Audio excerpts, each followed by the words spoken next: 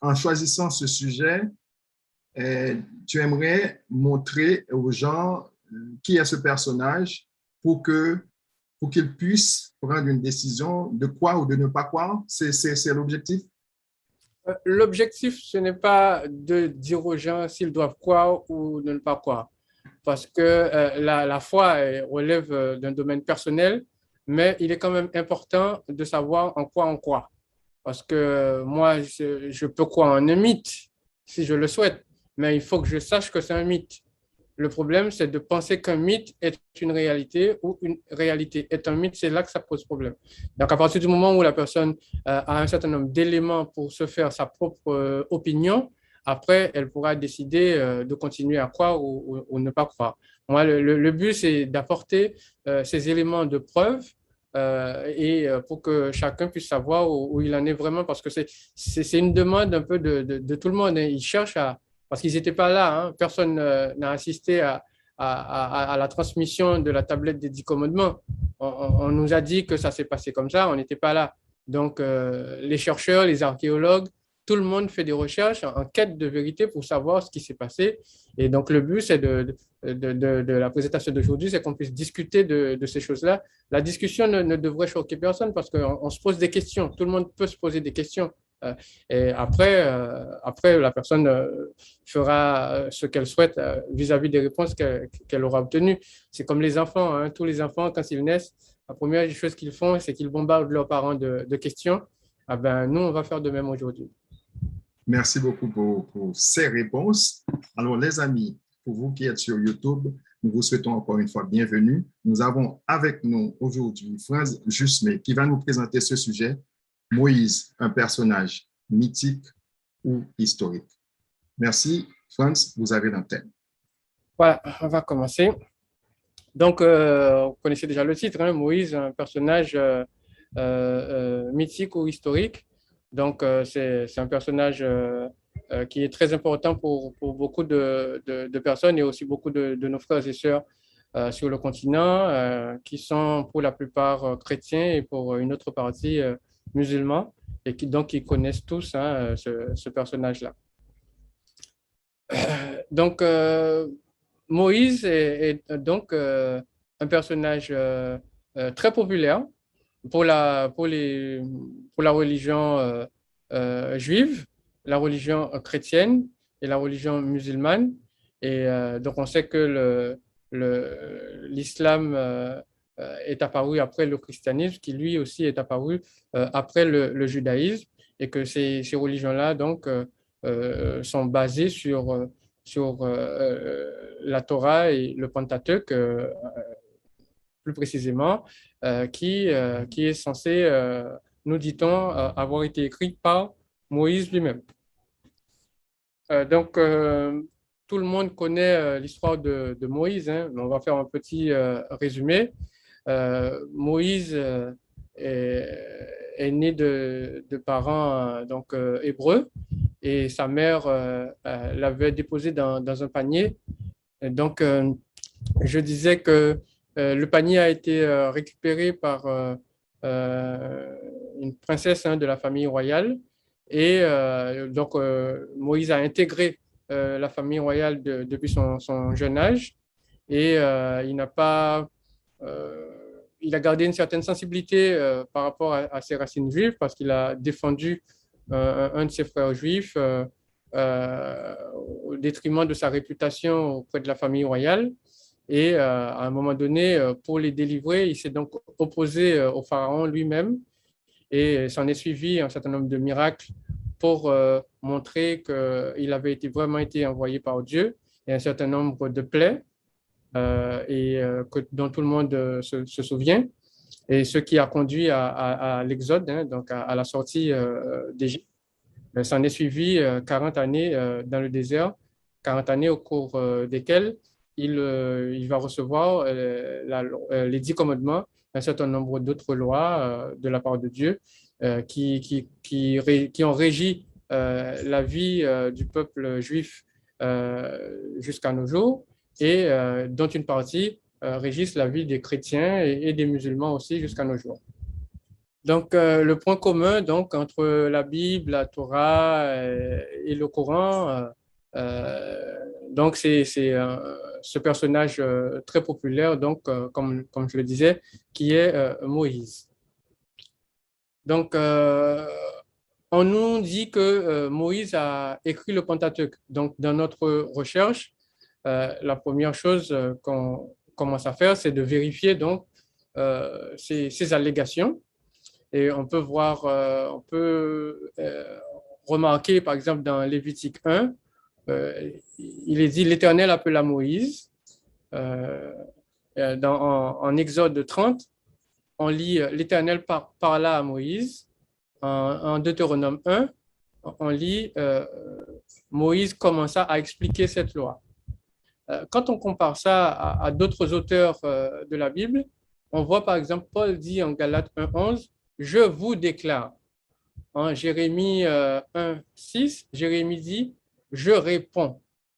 Et en Apocalypse 1, verset 9, Jean dit, moi, Jean, votre frère, j'étais sur l'île de Patmos, etc., etc.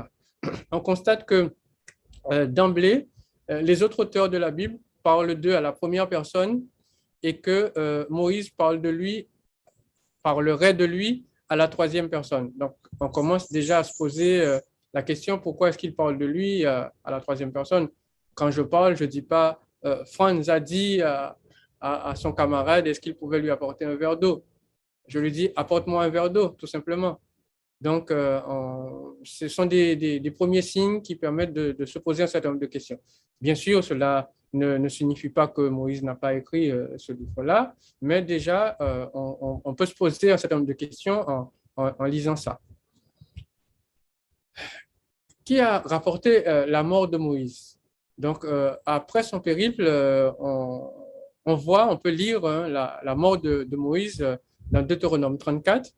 On lit Moïse monta les plaines du Moab sur le mont Nebo, et l'Éternel dit, c'est là que j'ai juré de donner à Abraham, le pays que j'ai juré de donner à Abraham, à Isaac et à Jacob, etc.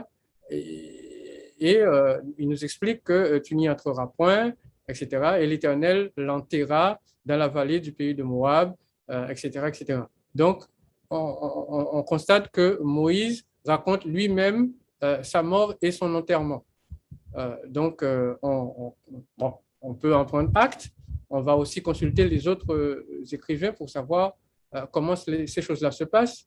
Quand on lit Marc 9, verset 2, qui nous parle de la transfiguration de Jésus, on voit que Jésus a pris le soin d'amener avec lui un certain nombre de témoins, Pierre, Jacques, etc. Et Moïse leur apparut et ils ont vu que Jésus s'entretenait à Moïse. Donc là, on se rend compte qu'il y avait des témoins et que ce sont ces témoins-là qui ont coché ces choses-là par écrit. Et pareil pour Jean, il a dit qu'il était sur l'île de Patmos et je fus ravi en esprit et j'ai entendu une voix forte qui me dit ce que tu vois, écris-le dans un livre. Donc, on comprend bien qu'il y a un ordre qui a été donné à Jean lui-même. Et ce qui est rassurant, c'est que Jean n'est pas mort après avoir reçu cette révélation. Donc, on peut imaginer qu'on ait pu recevoir ces écrits-là a posteriori de sa part. Mais par contre, dans le Pentateuque, on ne nous explique pas comment Moïse a fait pour écrire sa propre mort, son propre enterrement et nous envoyer tout ça par quel biais. Donc, ce sont des questions pertinentes que l'on est en droit de se poser quand on cherche à connaître la vérité sur ce personnage ô combien important pour les trois religions dont on vient de parler. À quelle époque Moïse a-t-il vécu? Là aussi, ce sont des questions que l'on peut se poser et dont on peut chercher la réponse aussi dans d'autres écrits de la Bible. Par exemple, quand on lit Esdras 7, verset 11, il nous parle du roi Artaxerxès, 2 Rois 25, verset 1, qui nous parle du roi Nebuchadnezzar de Babylone. Par contre, quand on lit Exode 11, verset 10, on nous parle du pharaon, lequel on ne sait pas. Il n'y a aucune mention du nom de pharaon dans les écrits de Moïse, donc on ne peut pas savoir de quel pharaon il s'agit. On aurait pu penser que les auteurs israélites ne savaient pas que le pharaon portait un nom, mais on lit dans 1 roi, je crois, 23, verset 29, qu'on parle du pharaon Nécho, roi d'Égypte. Donc, ils savent que les pharaons portent des noms. Donc, pourquoi est-ce que celui de Moïse n'a pas de nom? Bon, on ne sait pas. Donc, là encore, ça pose un problème de datation, d'authentification, etc. Donc, on se rend compte que on a pas mal de problèmes pour un petit peu dater, positionner, géolocaliser ces événements-là dans un contexte historique certain. Donc, à la lumière de tout ça, on peut vraiment se poser légitimement la question qui a écrit l'histoire de Moïse? Est-ce que c'est Moïse ou est-ce que c'est quelqu'un d'autre? Aussi, on peut se demander est-ce que l'histoire est véridique, tout simplement. Et on peut se demander qui est vraiment Moïse? A-t-il vraiment existé? Et comment savoir s'il a vraiment existé? Ce sont des questions pertinentes que tout esprit éclairé, à la lumière de tout ce que nous venons d'étudier, peut se poser. Donc, pour faire une étude vraiment sérieuse sur ces questions, il est indispensable de faire une analyse critique historique avec des documents extra-bibliques, parce que nous voyons qu'en restant dans la Bible seulement, il y a des questions auxquelles on ne pourra pas répondre. Ça, tout le monde le comprend sans problème. Et aussi, l'analyse des découvertes épigraphiques pourrait être aussi d'un grand secours, parce que les études épigraphiques couplées à l'intelligence artificielle ont récemment permis de déterminer sans contestation possible que différentes copies successives des textes bibliques ont subi des modifications volontaires ayant altéré de manière plus ou moins profonde le sens du texte des manuscrits précédents. Donc, parce qu'il faut se dire aussi que le texte écrit de la main de Moïse, on ne l'a pas non plus. Hein. Donc, on a des copies qui sont censées être des copies de copies de copies de copies de copies de l'original que Moïse aurait lui-même écrit. Ces analyses épigraphiques démontrent qu'il y a eu des modifications du texte. Donc, peut-être que Moïse avait vraiment écrit un texte et qu'ils ont modifié un certain nombre de choses, ajouté des choses comme peut-être la fin de sa vie, etc. Voilà. Donc, ce sont des hypothèses qu'on est en droit de se poser. Donc, on ne peut pas être sectaire et dire qu'il n'a pas existé de but en blanc. Il faut vraiment se poser toutes les questions. Il y a eu aussi un certain nombre de découvertes archéologiques qui ont été faites. Il faut les analyser. Et il est très important, mais je mets un point très, très, très foncé sur cet aspect-là, de faire une analyse, une étude chronologique des événements et des auteurs bibliques, parce que ça peut aussi apporter un certain nombre de renseignements et d'informations qui ne sautent pas forcément aux yeux à prime abord. Donc, si vous voulez aller plus loin dans cette étude, vous pouvez lire Thomas Romer, hein, la Bible en version originale. C'est un professeur en théologie et professeur au Collège de France. Aussi Israël Finkelstein, qui est un archéologue israélien, qui est directeur de l'Institut universitaire de Tel Aviv. Et aussi Mauro Buglino, qui est un Italien, un spécialiste mondial dans la traduction des langues anciennes. D'accord. Donc, pour comprendre le personnage de Moïse, la recherche que j'ai faite a couvert une période d'à peu près 1100 ans, entre 1005 et moins 4, entre moins 1005 et moins 4. Il a fallu étudier les documents d'un certain nombre de civilisations, les civilisations assyriennes, les civilisations babyloniennes, les civilisations égyptiennes. Et le but de la présentation est de démontrer que le personnage de Moïse est un mix d'un certain nombre de récits qui proviennent de ces civilisations-là mais dont on a les sources, et l'archéologie a parlé, et on a des choses certaines et qui pourraient être présentées devant un jury s'il fallait juger cette affaire. Donc, comme j'en ai parlé, hein, il est important de faire aussi une étude chronologique. Donc, moi, je propose de superposer deux chronologies. La chronologie des auteurs de la Bible, c'est important. Donc, on voit ici que les, la Genèse, l'Exode, etc., se sont déroulés sur un certain nombre de périodes. Les psaumes, les rois, Esdras, Esther, etc. Tous ces prophètes-là, les petits prophètes, tous ces livres-là ont des informations à nous apporter concernant la réalité historique ou mythique de l'histoire de Moïse. Donc, gardez ça à l'esprit. L'autre chronologie que je vous propose, c'est donc une chronologie des événements relatifs à Israël lui-même. Donc, la sortie d'Égypte, qui est antérieure à moins 1005, et un certain nombre de documents historiques.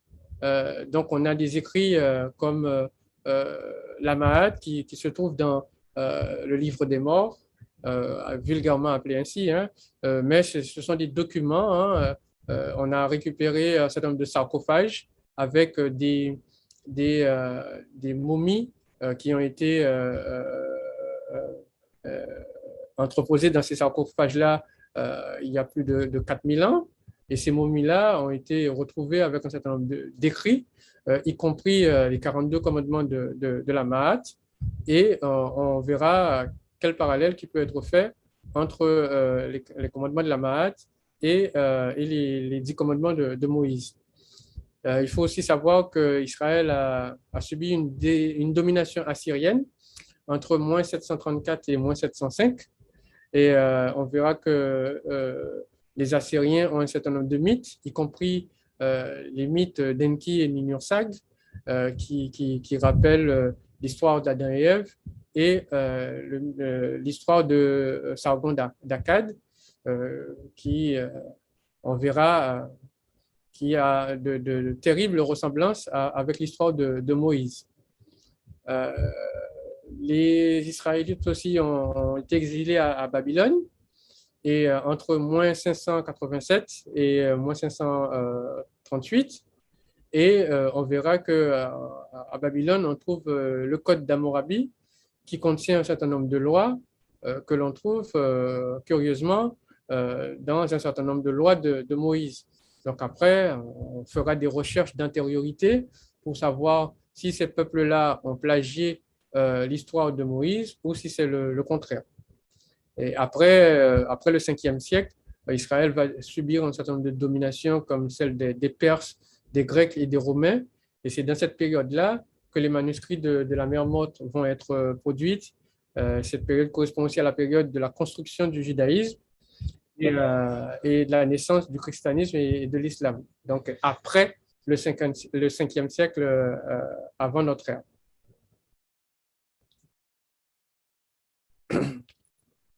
Moïse est censé avoir existé en moins 1500, c'est-à-dire en 1500 avant notre ère. Et l'histoire de Sargon d'Akkad est censée être survenue en moins 2300. On a des preuves pour ça, des preuves datées, hein, des tablettes, des masques, etc.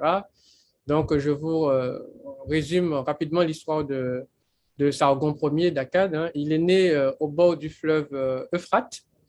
Ça rappelle le fleuve, le Nil. Hein. Et sa corbeille a été déposée sur le fleuve et a été entourée de bitume pour que la corbeille ou le panier ne plonge pas, hein, ne s'enfonce pas dans l'eau. Et c'est la même chose qui a été fait aussi pour Moïse. Et curieusement, le bitume, on trouve ça près de l'Euphrate, mais on n'en trouve pas près du Nil. Donc, c'est déjà un premier problème. que l'on peut noter. Et Sargon, il a fui sa région par rapport à un infanticide, donc pour les mêmes raisons que Moïse. Sargon a été récupéré par Aki, une femme de la maison royale, bizarrement comme Moïse. Sargon a été témoin des souffrances infligées aux Sumériens, par les Sumériens aux Akkadiens, aux siens. Et donc, il s'est donc révolté contre son roi et il a libéré son peuple. On a vu récemment un petit résumé de l'histoire de Moïse. Si on remplace Sargon par Moïse, vous ne pourrez pas me dire que vous voyez une différence. Mais la seule différence, c'est que l'histoire de Sargon a précédé d'environ 1000 ans l'histoire de Moïse. Par contre, on n'a pas pu retrouver de preuves généalogiques de toute cette histoire de Moïse hors du contexte biblique. C'est-à-dire que quand on sort de la Bible, on n'est pas en mesure de produire un certain nombre de stèles, des masques ou des écrits, parce que comme je vous ai dit, les écrits de Moïse, on ne les a toujours pas retrouvés. On a parlé des 10 commandements et de la Mahat. Là, je vous ai fait une petite comparaison entre quelques commandements que l'on trouve dans Exode 20. Tu n'auras pas d'autre Dieu devant ma face. Et la Mahat dit, je n'ai point blasphémé Dieu. Tu ne tueras point. La Mahat dit, je n'ai point ordonné de tuer et je n'ai pas agi méchamment. La Bible dit, tu ne commettras point d'adultère. La Mahat dit, je n'ai point couché avec une autre femme. La Bible dit, tu ne déroberas point. La Mahat dit, je n'ai pas volé de galettes des bienheureux. La Bible dit encore, tu ne porteras point de faux témoignages contre ton prochain. Là où la Mahat dit, je n'ai pas faussé le pesant de la balance. Donc, on voit un certain nombre de similitudes entre ces décrets-là. La Mahat, donc, qui est un livre, comme je le disais, enfin un document égyptien. On peut retrouver un certain nombre de ces commandements sur la pyramide de Ounas en Égypte. Donc, n'importe qui peut aller visiter ça aussi. Et ce sont des écrits qui datent d'au moins 2300, alors que les écrits de Moïse sont censés dater de moins 1005. Mais là encore, on n'a pas de preuves, on n'a rien.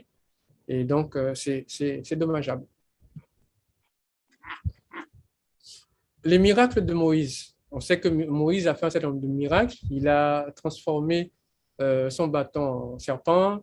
Il a fendu la mer Rouge en deux pour faire passer son peuple. Il a refermé la mer Rouge pour détruire les soldats de Pharaon. Il avait aussi transformé l'eau en vin. Et dans la mythologie grecque, la Grèce qui a aussi, à un moment donné, colonisé le peuple d'Israël, dans cette mythologie-là, il y a un dieu qui s'appelle Bacchus, qui est le dieu du vin. Lui, il n'a pas transformé l'eau en vin, mais il est directement le dieu du vin. Donc, voilà. Et il avait aussi cette faculté de couper la mer en deux avec son bâton et de transformer son bâton en serpent. Donc là, on trouve aussi un certain nombre de similitudes de la part d'encore une autre nation qui a colonisé les Israélites. Allons maintenant du côté de la loi du talion. C'est la loi qui nous donne œil pour œil, dent pour dent. Cette loi aussi régit la vie des esclaves dans la Bible. Bizarrement, si vous allez au Louvre, vous pourrez trouver cette stèle, la stèle du dieu Shamash, qui est en train de donner sa loi à son roi. Et c'est dans ce code-là qu'on trouve aussi la loi du talion, qui dit exactement la même chose, œil pour œil, dent pour dent.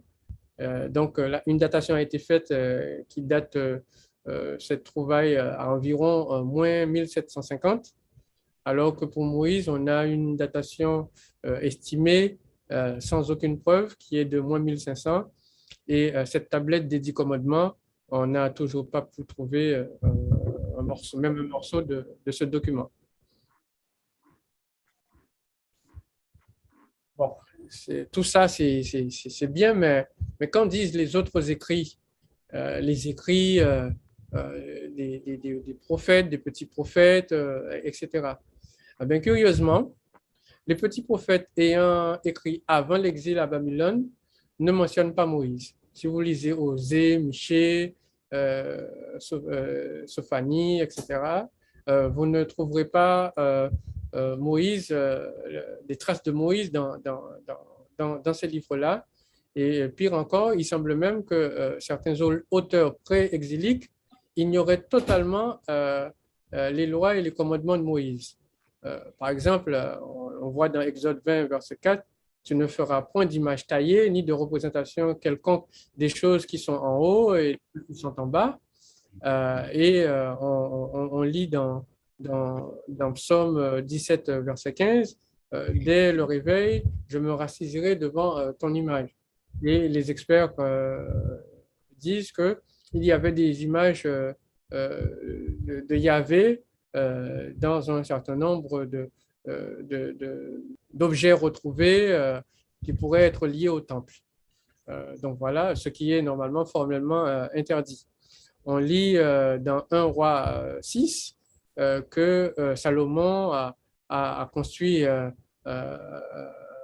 beau bâtisse pour l'Éternel et qu'il a fait des statues de chérubins monumentales, hein, de très grandes dimensions, etc., alors qu'il est formellement interdit de représenter les choses qui sont dans le ciel et sur la terre, alors qu'on sait que les chérubins sont, selon la Bible, des anges qui sont dans le ciel. Et ce texte-là, il date de environ moins 1030 de notre ère, c'est-à-dire qu'il est postérieur aux 10 commandements que l'auteur est censé connaître par cœur. Donc, on se pose les questions, est-ce qu'eux, ils étaient au courant de ça, dans la mesure où les textes qui font référence à Moïse, qui sont très probablement à l'origine de la création de ce personnage, n'ont pas été connus avant l'exil à Babylone. Et comme on l'a vu sur la chronologie, l'exil à Babylone, c'est vers les années 500, 600, 500 avant notre ère. Donc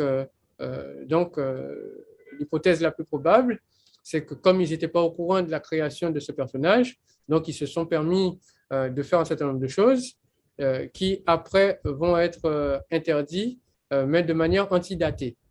Donc ça pose un problème de concordance logique et historique avec des gens qui sont censés être des représentants qui sont en contact direct avec l'Éternel, hein, parce que l'Éternel s'adressa à Salomon et l'Éternel parla à Salomon. Donc, si Salomon avait eu un oubli, on suppose que l'Éternel aurait pu lui rappeler qu'il avait oublié d'obéir aux 10 commandements, mais l'Éternel ne l'a pas fait. Donc, soit l'Éternel et Salomon ont oublié les 10 commandements, soit les 10 commandements ont été donnés après l'écriture du livre des rois. Donc voilà, hein, pour se remémorer, hein, on vient de voir le roi, hein, le livre des rois qui se trouve ici, hein, et les psaumes qu'on a vus qui se trouvent donc dans une période entre moins 1050 et moins 1030. Et donc ces deux périodes-là sont évidemment postérieures à l'Exode, où on vient de lire l'Exode 20, qui est estimé à moins 1500 avant notre ère. Donc, techniquement, on ne devrait donc pas avoir cette incohérence dans les écrits, ni des psaumes, ni des rois. Et on devrait aussi, de temps en temps, voir normalement une citation de Moïse dans des livres comme Esther, Néhémie, tout comme Jésus l'a fait, l'apôtre Paul l'a fait, et d'autres auteurs post-exiliques ont mentionné Moïse, parce qu'eux, ils connaissaient l'histoire, mais les auteurs pré-exiliques, malheureusement, on a l'impression qu'ils ne connaissaient pas encore cette histoire. Donc, on peut constater que sur la naissance de Moïse, les preuves archéologiques, on peut mettre néant par rapport à la Bible, mais par contre, on trouve des concordances en Sumer avec l'histoire de Sargon d'Akkad. En ce qui concerne les miracles de Moïse, le bâton qui se transforme en serpent, le miracle de la mer Rouge, on ne trouve pas d'écrit, pas de preuves archéologiques pour soutenir le texte biblique. Donc, on peut mettre néant pour ces deux-là. Mais par contre, on a des preuves sur l'histoire de Bacchus dans la mythologie grecque. En ce qui concerne les 10 commandements, jusqu'à maintenant, on n'a pas trouvé les traces de cette tablette. Par contre, on a des traces on a des preuves des commandements de la Mahat. Vous allez dans n'importe quel, enfin, vous allez au musée maintenant, nouveau musée d'Égypte là, au Caire. Ils l'ont inauguré récemment. Donc, vous pourrez trouver tout ce que vous souhaitez avoir en termes de commandement de la Mahat. Ou sinon, vous pouvez aller visiter la pyramide de Ounas. Et vous trouverez aussi un certain nombre de commandements de la Mahat. La transmission de la tablette, on n'a pas de traces non plus, traces généalogiques pour la Bible. Par contre, on a au Louvre la stèle du dieu Shamash. On voit le dieu Shamash qui est en train de donner sa loi au roi de Babylone. Et la loi du talion non plus, on n'a pas de preuves archéologiques pour soutenir ça. Et on connaît le code d'Hammurabi qui est au Louvre. Et en ce qui concerne l'esclavage en Égypte, les experts ont cherché, y compris Israël Finkelstein aussi, qui jusqu'à maintenant, alors qu'il est lui-même israélien, il dit qu'il n'y a pas de trace de l'esclavage d'Israël en Égypte. Il faut savoir qu'Israël dépense une somme colossale en termes de recherche archéologique de façon à trouver des traces d'authenticité de son histoire. Pour des raisons touristiques, parce que les gens, ils viennent en Israël pour visiter, parce que Israël représente quelque chose aux yeux du monde par rapport à son histoire. Et donc, ils mettent les moyens pour avoir ces genres de preuves. Mais jusqu'à maintenant, ça n'a toujours rien donné. Les 40 ans dans le désert non plus, il n'y a pas encore de preuves archéologiques qui ont été trouvées pour soutenir tout ça. Donc, à la vue de tout ça, il est extrêmement compliqué de conclure que Moïse est un personnage historique. On peut tout au plus dire que ce serait une sorte d'agglomérat, de compilation de brins d'histoire provenant des peuples qui ont colonisé le peuple d'Israël. Donc voilà, j'ai fait un petit peu le tour du sujet. Je vous remercie pour votre attention et donc place aux questions.